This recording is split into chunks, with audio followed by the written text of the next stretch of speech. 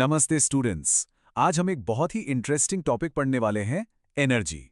हम ये सीखेंगे कि एनर्जी के कितने अलग-अलग फॉर्म्स होते हैं, आइंस्टीन का वो फेमस फॉर्मूला क्या है और पावर का असली मतलब क्या होता है।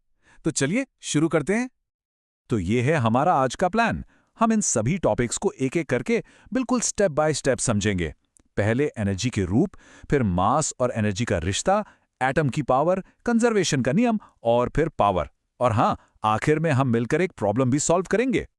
तो सबसे पहला और बेसिक सवाल, आखिर ये एनर्जी होती क्या है? देखिए, एनर्जी कई अलग अलग रूपों में आती है और सबसे मजेदार बात यह है कि वो एक रूप से दूसरे रूप में बदल भी सकती है।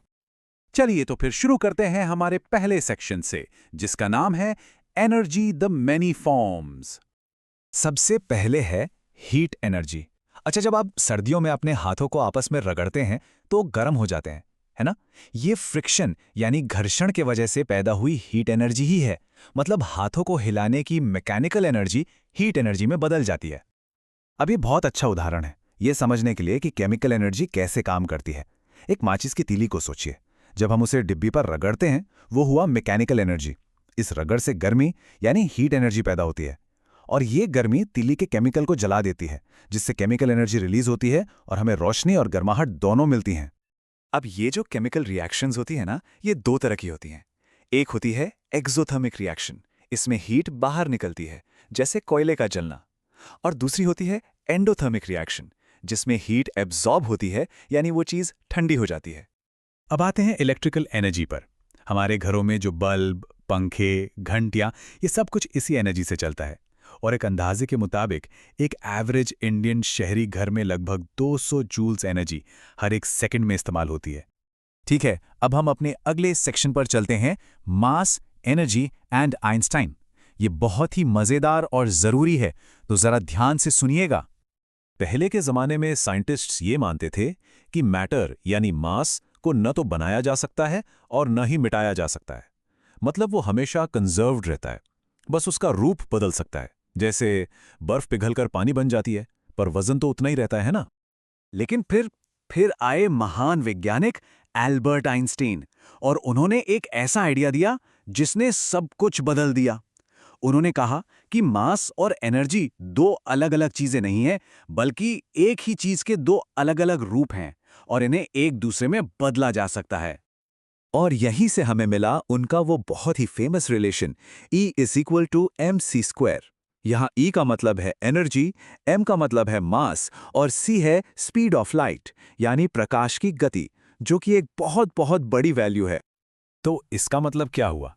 इसका मतलब ये हुआ कि अगर हम सिर्फ 1 किलोग्राम मास को सिर्फ 1 किलो पूरी तरह से एनर्जी में बदल दें, तो हमें 9 × 10⁻16 जूल्स एनर्जी मिलेगी। जरा सोचिए ये कितना बड़ा नंबर है। और ये कितनी ज़्यादा एनर्जी है, इसका अंदाज़ा आप इस बात से लगाइए कि ये एक बड़े से 3000 मेगावाट पावर स्टेशन के पूरे साल के बिजली प्रोडक्शन के बराबर है।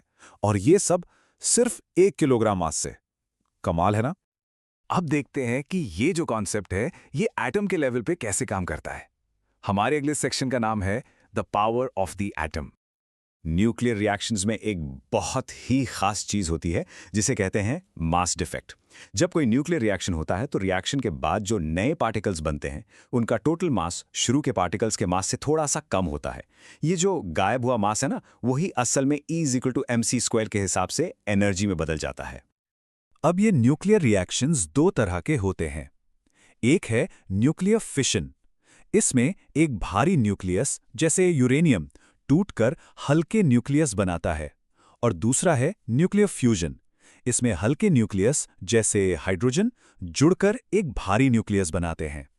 और इन दोनों ही प्रोसेस में बहुत बहुत सारी एनर्जी निकलती है। चलिए अब आगे बढ़ते हैं और साइंस के एक और बहुत ही जरूरी नियम को समझते हैं।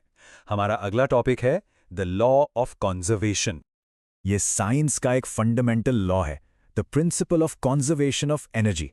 इसका मतलब बड़ा सिंपल है कि एनर्जी को ना तो बनाया जा सकता है और ना ही मिटाया जा सकता है। ये सिर्फ एक फॉर्म से दूसरे फॉर्म में बदलती है। इसका मतलब ये हुआ कि पूरे यूनिवर्स की, पूरे ब्रह्मांड की जो टोटल एनर्जी है, वो हमेशा कांस्टेंट रहती है।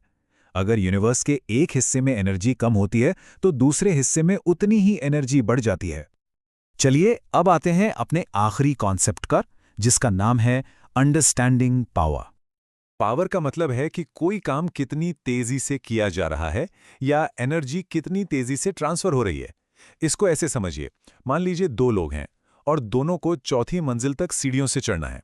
दोनों ने काम तो बराबर किया, लेकिन जो जल्दी चढ़ गया उसकी पावर ज्यादा है। अब पावर को नापने के लिए अलग अलग यूनिट्स होती हैं। इसकी जो एसआई यूनिट है वो है वॉट, जिसे हम डब्ल्यू से लिखते हैं, और एक और कॉमन यूनिट है हॉर्स पावर या एचपी, जो अक्सर गाड़ियों के इंजन की पावर बताने के लिए इस्तेमाल होती है।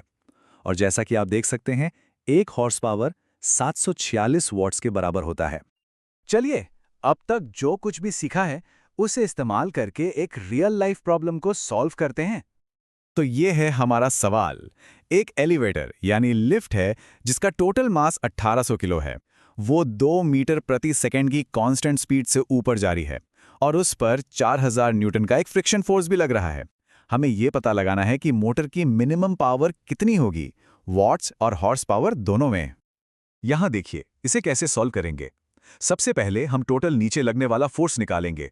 ये होगा लिफ्ट का वजन यानी mg और साथ में फ्रिक्शन, तो ये हो गया 22,000 न्यूटन्स।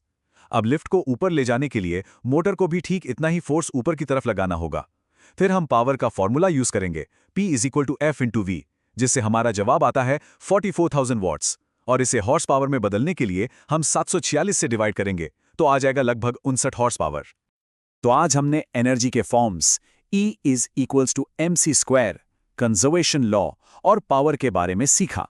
चलिए, जाते जाते इन सवालों का जवाब सोचकर आज का टॉपिक रिवाइज करते हैं। पहला, एक्सोथर्मिक और एंडोथर्मिक रिएक्शन में क्या फर्क है। दूसरा, आइंस्टीन का मास एनर्जी रिलेशन क्या है।